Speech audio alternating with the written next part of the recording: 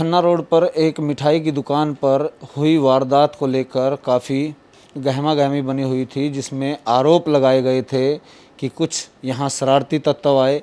उनकी भी हमने पक्ष जाना। अब हमारे पास जो दूसरा पक्ष है वो सामने आया है, उनका क्या कहना है इस बारे में, उस बारे में बातचीत करेंगे। रविंदर उर्फ मिन्ना जेजेपी नेता हैं। उन्होंने आरोप लगाए थे कि रविंदर कुछ लड़कों के साथ वहां पर पहुंचे और वहां पर उनके सामान को गिराया, और उनका ये भी आरोप था कि हथियारों से लैस वहां पर लड़के आए। तमाम बातों पर हम बातचीत करेंगे। रविंदर जी, एक प्रॉपर्टी को लेकर था या फिर उन्होंने ये कहा कि धमकी दी गई थी, कुछ बच्चों के साथ हथियारों के साथ उनके परिवार को जान से मारने की धमकी दी गई? पूरा मामला क्या था, किस तरह से आप वहाँ पहुँचे और क्या वारदात, क्या बातचीत हुई? मेरे साथ कोई लड़के नहीं थे, ये तो झूठी बातें हैं। फैमिली वाले थे मेरे साथ। ये था, इसका भाई था, इसकी भाभी थी और 2-4 औरतें और थी। ये सारे फैमिली के ही आदमी थे और हमारी वो प्रॉपर्टी हमारी है। वो दुकान पे जबरन कब्जा कर रहा है। उसको 1-2 बार हमने बोला भी और हमने एसपी साहब को दरखास्त भी दी थी इस विषय में। हमारे पास वारसन रिपोर्ट है, सारे डॉक्यूमेंट्स हैं हमारे पास। ना तो वहाँ ऐसी कोई बात हुई, ना किसी के सामान के साथ तोड़ फोड़ की गई। ये उसके झूठे आरोप हैं। हमारे पास डॉक्यूमेंट्स हैं पूरे। उन्होंने ये भी कहा कि हथियार लेकर के पहुंचे थे, उनको ऊपर से घसीटा गया, ऊपर से 4 से 5 लाख कैश और जेवरात जो है वो भी वहां से चोरी करने की वारदात उन्होंने बताई है, आरोप लगाया है। उसके बारे में क्या कहेंगे? नहीं, ये तो झूठी बातें हैं। आरोप तो कोई भी लगा सकता है। तो पुलिस वेरिफिकेशन करेगी, पुलिस जांच करेगी, उसमें जो दोषी हो उसके खिलाफ कार्रवाई की जाएगी। उसके पास वो बैठा किस बेस पे है दुकान पे, वो अपने डॉक्यूमेंट्स दिखाए, किस बेस पे बैठा, किसी की प्रॉपर्टी पे जबरन कब्जा कर रहा है। ये तो झूठे आरोप हैं। इन आरोपों से कुछ कहना है कि हमारी है प्रॉपर्टी, रजिस्ट्री है, उस पर लोन भी लिया गया है। भाई साहब, ये हमारे पास ये प्रॉपर्टी की रजिस्ट्री कहाँ से आएगी? फिर अगर लोन लिया, लोन उसने अपनी दुकान के ऊपर, अपने बिजनेस के ऊपर लोन ले रखा है, ना कि प्रॉपर्टी के ऊपर। अगर प्रॉपर्टी पे लोन होता तो हमारी रजिस्ट्री कैसे होती है हमारी रजिस्ट्री? क्योंकि अब तो है ना, नई गाइडलाइंस आई है, इसमें ऑनलाइन रजिस्ट्री होती है। ये हमारी रजिस्ट्री है। अगर इस पर लोन होगा या कोई भी सटे होगी या कोई भी और इस पर कोई सरकारी पैसा बकाया होगा तो ऑनलाइन हमें पता लग जाएगा। हमें तहसीलदार से पूरी वेरिफिकेशन करके ये रजिस्ट्री करवाई है। तो ये जो प्रक्रिया थी कि सामान बाहर निकाला, उन्होंने कहा कि उन्हें पीटा भी गया, तो आप इसके कानून का सहारा ले सकते थे, कोर्ट से स्टे ले सकते थे। कानून पहले एसपी को दरखास्त दी थी। ना तो कोई सामान बाहर निकाला गया। सामान हमारा ऑलरेडी वहाँ अभी भी है। हमारा कब्जा है 2nd फ्लोर पे, हमारा सारा सामान रखा है, पूरी फैमिली रहती है वहाँ पे। ऐसी कोई बात नहीं हुई। हमने पहले एसपी साहब को दरखास्त दी थी इस विषय में। इस पर कोई कार्रवाई नहीं हुई। ये दी थी हमने 14/11/2019 को दरखास्त दी थी। SHO थाना को, चांदनी बाग को मार्क की गई थी। इस पर कोई कार्रवाई नहीं हुई तो हमने उसको जाके बोला भाई दुकान खाली करने के लिए, तो हमारे साथ बदतमीजी करने लग गया। ना वहाँ पे कोई महिला थी, ना ऐसे। ये सारे आरोप बेबुनियाद है। ज़मीन किसकी है? ज़मीन हमारी है वो। अच्छा, इससे पहले जो मालिक कौन थे? आपने अभी रजिस्ट्री कराई, इससे पहले? हमने पुष्पा से ली है। पुष्पा ये विधवा है बेचारी। इसकी प्रॉपर्टी पे उसने नाजायज कब्जा कर रखा है। पुष्पा के लड़के पे इसने एक बार 376 का मुकदमा भी दर्ज करवाया था। वो भी फिर डीएसपी साहब ने कैंसिल किया था। उसकी तफ्तीश करके वो झूठा पाया गया था। ये मुकदमा इसीलिए लगवाया गया था कि इस प्रॉपर्टी को मैं कैसे इसको अपने काबू में रख सकूं। वो मुकदमा झूठा पाया था। तो इसमें ऐसा कोई नहीं है। ये मकान मालिक बैठे हैं, ये पुष्पा बैठी है, आप इनसे पूछ सकते हो।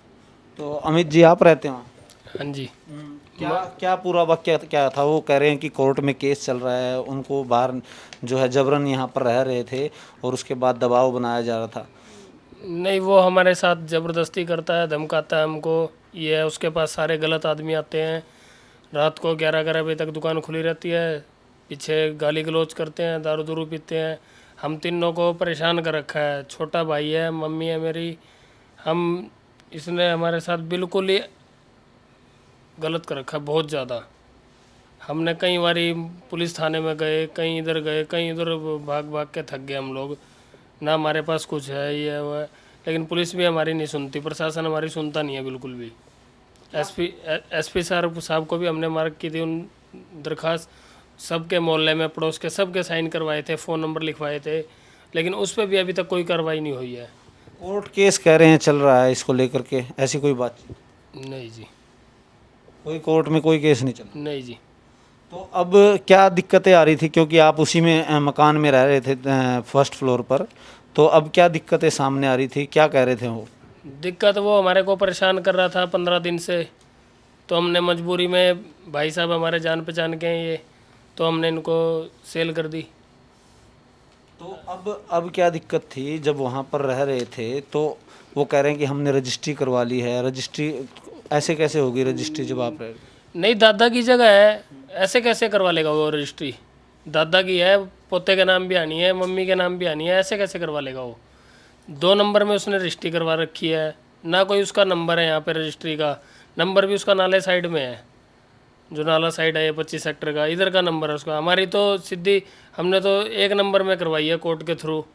अपने सारे डॉक्यूमेंट्स पूरे किए, वो दादा के परदादा के मृत्यु प्रमाण पत्र सारे पूरे किए। उसके बाद हमने अपनी ओरिजिनल रजिस्ट्री बनवाई है कोर्ट के थ्रू 1 नंबर। अगले ने 2 नंबर में बनवाई हुई है 420 में, उसको 420 लगनी चाहिए। तो कब इन्होंने बनाई थी ये दुकान और कब यहाँ पर रहने लगे थे? किस ज़्यादा नहीं, थोड़ा ही टाइम हुआ है, 2-2.5 साल हुए हैं, 2-2.5 साल बस। तो शुरुआत में जब आप रह रहे थे उसके साथ, फिर एकदम ऐसे डिस्ट्रीब्यूट क्यों हुआ आपके बीच और मनमुटाव किस तरह से हुआ? हमको पता नहीं लगा था, पहले थे किराए पे दिया था इसको हमने। किराए की बात हुई थी कि 10,000 रुपये महीना दे दूंगा मैं आप लोग को, आप लोग रहो हम लोग रहते हैं ऐसी। लेकिन कोई बात नहीं नज़र आई। 6 महीने बीत गए, साल बीत गया, 1.5 साल हो गया, दूसरा साल आ गया। दूसरे साल आके कहता है मैंने तो अपने रजिस्ट्री बनवा ली, ये है वो है।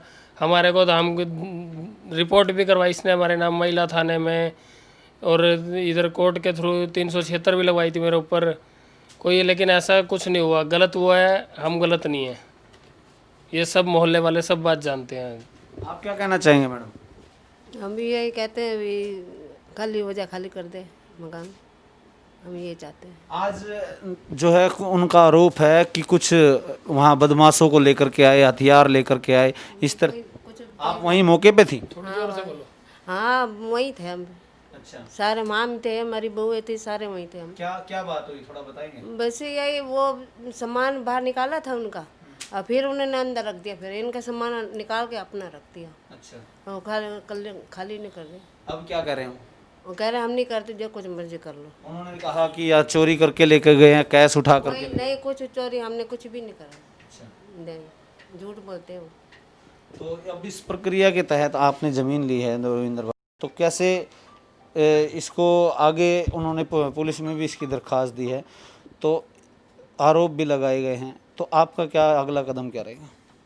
मेरा अगला कदम है सुबह एसपी साहब से मिलेंगे, अपने सारे डॉक्यूमेंट्स दिखाएंगे एसपी साहब को, और भी जहाँ जिस अफसर को दिखाने जो जिसको ज़रूरत पड़ेगी, हम हमारे पास पूरे डॉक्यूमेंट्स हैं, लीगल कार्रवाई करेंगे। जो भी होगा हमें कानून पे पूरा भरोसा है कि हमारी सही तरीके से खाली हो जाएगी दुकान। तो इस प्रक्रिया को किस तरह से देखते हैं कि आप किसी के बिना नोटिस दिए, बिना कोर्ट के आप वहाँ उनके घर में जा रहे हैं? मान लो आप कह रहे हैं कि आपने दावा किया प्रॉपर्टी हमारी है, तो पहले उनको नोटिस दिया जाना चाहिए था। नहीं, नोटिस हमारा वहाँ मैंने आपको बताया तो ऑलरेडी हमारा वहाँ कब्जा है। हम तो रहते हैं 2nd फ्लोर पे, आते जाते रहते हैं वहाँ, लेकिन वो बदतमीज़ बोलता है, शाम को दारू वहाँ बैठे 8-8 10-10 लड़के दारू पिलाता है।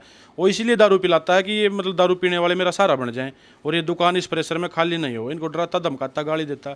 आना जाना तो हमारा तो अभी भी, हम तो अभी भी जाएंगे वहाँ पर, हमारा कब्जा है वहाँ, ऑलरेडी हमारा सामान है। तो कोई अलग से रास्ता नहीं है, अंदर से ही रास्ता किया गया है?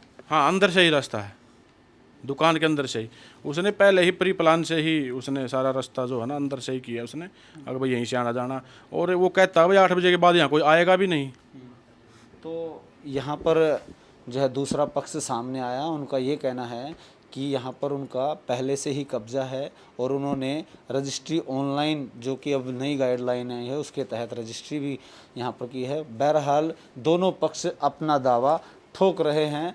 इस पर पुलिस और किस तरह की वो सहायता लेते हैं कानून की प्रक्रिया पर उन्होंने भरोसा जताते हुए कहा कि कल इस पूरे मामले पर एसपी से मिलेंगे, आगे की क्या कार्रवाई रहती है उस पर भी हम अमल में लाएंगे। बहरहाल इस तरह की स्थिति में कहीं ना कहीं डिस्ट्रीब्यूट बढ़ता जा रहा है और दोनों तरफ से पुलिस पर कार्रवाई न करने के भी आरोप लगे हैं।